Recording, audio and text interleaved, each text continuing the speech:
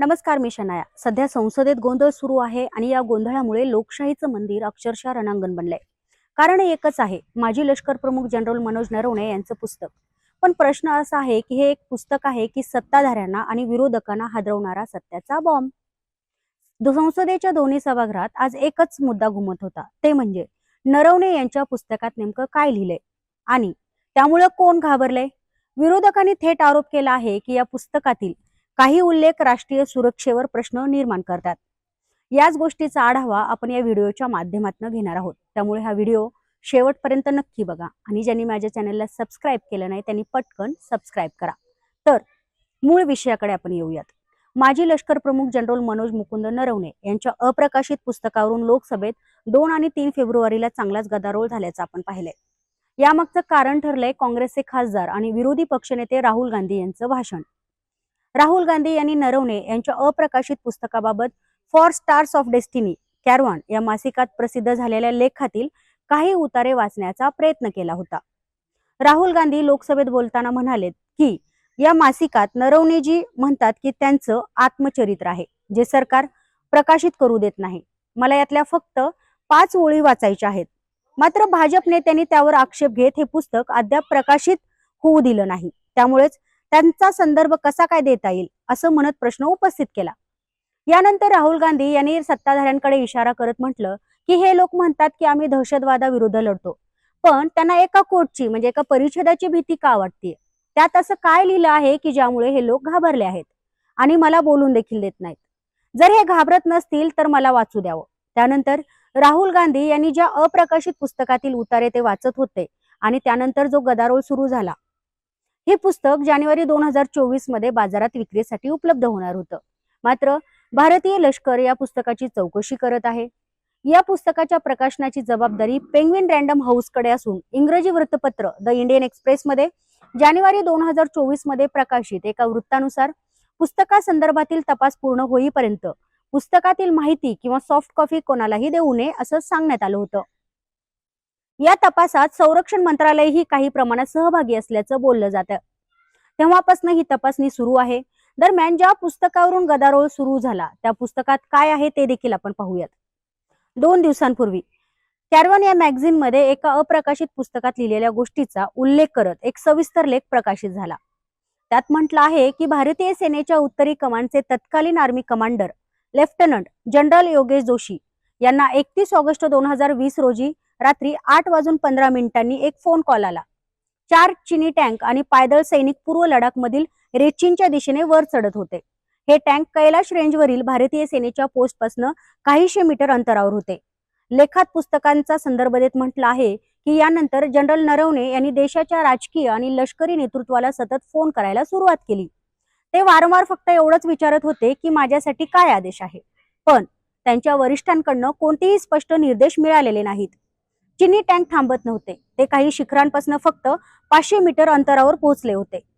पुस्तकात नरवणे यांनी लिहिलं आहे की त्यावेळी माझी परिस्थिती अत्यंत नाजूक झाली होती. त्यानुसार रात्री 10:30 वाजता संरक्षण मंत्र्यांचा मला फोन आला.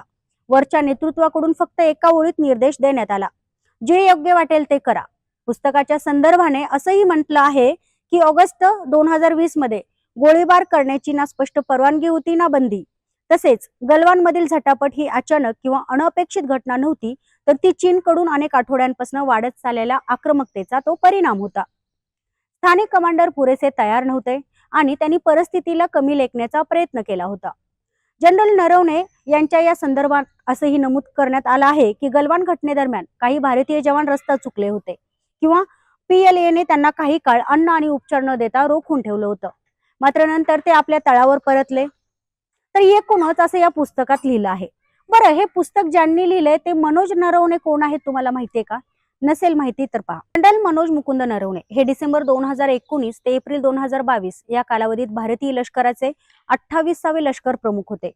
कोरोनाच्या काळात आणि गलवान खोऱ्यातील भारत चीन संघर्षावेळी त्यांनी भारतीय सैन्याचं नेतृत्व केलं होतं. मनोज नरवणे यांचं सुरुवातीचं शिक्षण पुण्यातील ज्ञान प्रबोधिनी शाळेतून झालं. नंतर त्यांनी खडकवासला पुणे येथील राष्ट्रीय संरक्षण प्रबोधिनीतून लष्कराचं शिक्षण घेतलं. नंतर इंडियन मिलिटरी अकादमीतून भारतीय सैन्यात ते अधिकारी झाले.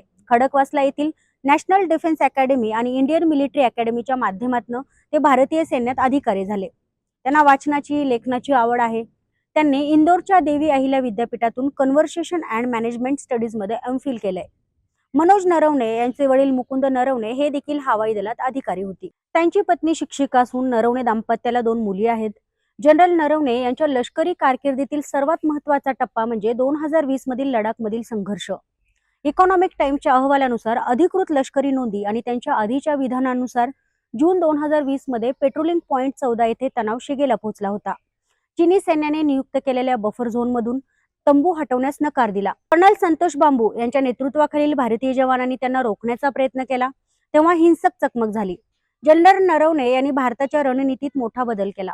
आधी केवळ संरक्षणात्मक धोरण होतं, मात्र त्यांना ऑफेन्सिव्ह डिफेन्सचा अवलंब केला. त्यांनी त्यांच्या अहवालात पुढे म्हटलंय की नरवणे यांनी कैलास रेंजवर भारतीय रणगाडे तैनात केले होते, त्यामुळे चीनी सैन्याला माघार घ्यावी लागली होती. 16 जून 2020 हा दिवस त्यांनी आपल्या कारकिर्दीतील सर्वात दुःखद दिवस असल्याचं म्हटलं होतं, कारण त्या दिवशी 20 जवान शहीद झाले होते. इंडियन एक्सप्रेस मधील एका लेखात असा दावा करण्यात आलाय की हे पुस्तक 2020 मध्ये चीन सोबत पूर्व लडाखमध्ये झालेल्या लष्करी संघर्षावर आधारित आहे. यात गलवान खोऱ्यातील चकमक आणि अग्निपथ योजनेचा देखील समावेश आहे. तसेच 31 ऑगस्ट 2020च्या रात्री संरक्षण मंत्री राजनाथ सिंह यांच्यासोबत झालेल्या संभाषणाचा देखील उल्लेख आहे. दिल्लीमध्ये जनरल ऑफिसर कमांडिंग म्हणून त्यांनी काम केलं आहे. ऑपरेशन पवन दरम्यान ते श्रीलंकेत तैनात असलेल्या भारतीय शांती सेनेचे सदस्य होते. त्यांना स्ट्राईक कॉर्प्सचं नेतृत्व केल्याबद्दल अतिविशिष्ट सेवा पदक, तसेच आर्मी ट्रेनिंग कमांडमध्ये जनरल ऑफिसर कमांडिंग म्हणून सेवा दिल्याबद्दल परम विशिष्ट सेवा प्रदान करण्यात आलं. तर अशी भली मोठी कारकीर्द असणाऱ्या नरवणे यांच्या पुस्तकाचं प्रकाशन का थांबवलंय, हा मोठा प्रश्न आहे. आता सगळ्यांच्या नजरा सरकारच्या पुढील पावलांवर आहे. अधिकृत स्पष्टीकरण येणार का? संसदेत सखोल चर्चा होणार का? की हा मुद्दा काही दिवसांमध्ये शांत होईल आणि दुसरा वाद सुरू होईल? एक गोष्ट मात्र नक्की आहे, नरवणे यांच्या पुस्तकाने राजकारणात मोठी खळबळ माजवली आहे आणि या वादामुळे संसदेतला आजचा दिवस इतिहासात नोंदवला जाईल. प्रेक्षक हो, तुम्हाला काय वाटतं? हे पुस्तक देशासाठी सत्याचा आरसा आहे की राजकीय भूकंप घडवणारा स्फोट? तुमचं मत कमेंटमध्ये मला नक्की सांगा. आणि हा व्हिडिओ आवडल्यास लाईक करा, शेअर करा आणि सबस्क्राईब